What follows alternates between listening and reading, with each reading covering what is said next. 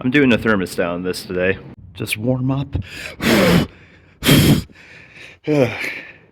Okay, so shove that under. Somehow it doesn't fit under this because it sits up higher than the truck. That's a 12mm bolt up on top, and I will find the gasket and show you that it's orientated. So there we go. So we're looking at this, where the socket's at. Gonna find the one underneath because I buried it. I already hooked the fuel plugs that connect everything and got the wires out of the way. So we pull that, clamp the surface, shove this on, new thermostat on, put it back together, and somewhere along the line we'll spill a bunch of coolant. I will find whoever decided to move it from a Festiva to an Aspire, that is either a pressure line or something related to the transmission. It's not there on the Festiva. It gets in your way of a wrench getting the bolt loose way down there because they still didn't learn from the Festiva. This is your coolant bypass around the block. Move it half an inch down, half an inch up. You wouldn't have to fight to get a bolt out or a wrench around it. Just a hassle. But what I wanted to show you is the fact that, if we can do zoom, is a normal one-stage thermostat, and if I pull this, we should have quite a mess. There we go. Oh, the gasket's coming out with it, too. Cool. There we go. Puke everywhere. Don't worry.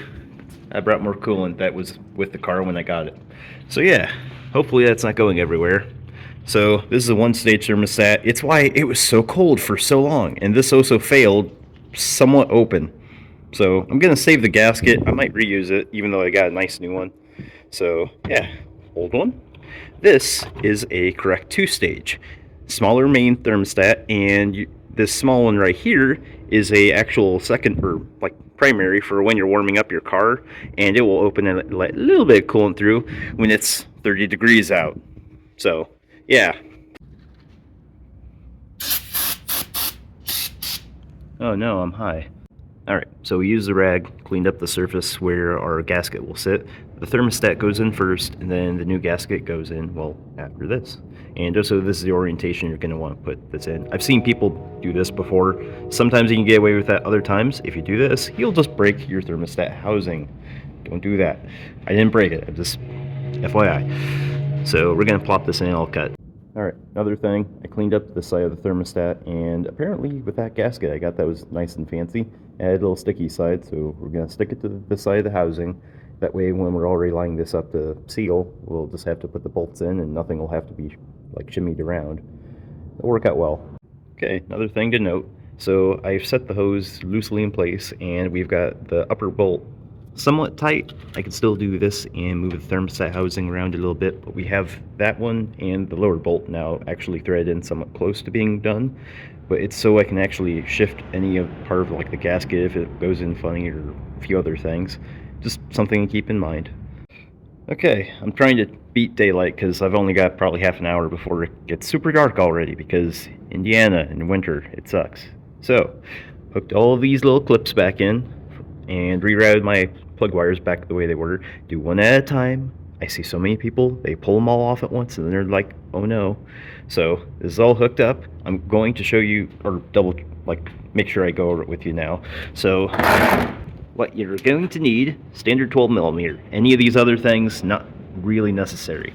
Set of pliers and, well, some coolant, brake clean, literally a napkin or two to clean up everything, and then your new parts, which I will make sure I show. Give me a sec. That. You're going to be looking for that. So, yeah. I'm going to go drive this and get some, Taco Bell or something terrible, and then see if I have heat or if something pops apart, which I will bring these tools along later. I figure it would be a good time to show 0 to 60 with this Ford, since I've also tightened up the throttle cable.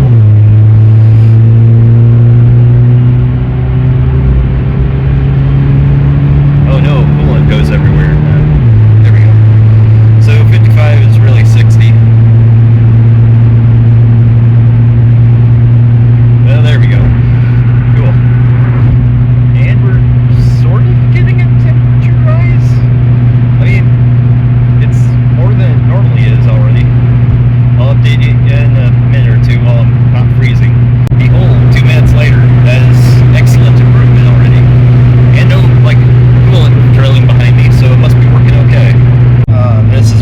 off feels like. I've got it on too. This is a new record, Tim. I can actually not be frozen. This is glorious. Seriously, I've been like freezing for what is it, like 30 minutes out there trying to change all this. So we'll have to rip the cardboard off probably at the drive-thru because there's barely any radiator that actually gets direct airflow, and I'm pretty sure with the correct thermostat now, this should operate the way it was intended to. Someone basically cheaped out, went to O'Reilly and bought the generic $2, well, it's like $4 or $6 like thermostats they have there nowadays. So yes, this is good. I'm not freezing anymore. It also smells like pee and like ditch stuff. I'm gonna have to clean out these vents again. Oh, the Aspire was here. Yeah. Well, you thought since I owned an Aspire I wouldn't be able to afford anything. I'd have to be a Geo Metro owner not to be afford this. This gourmet.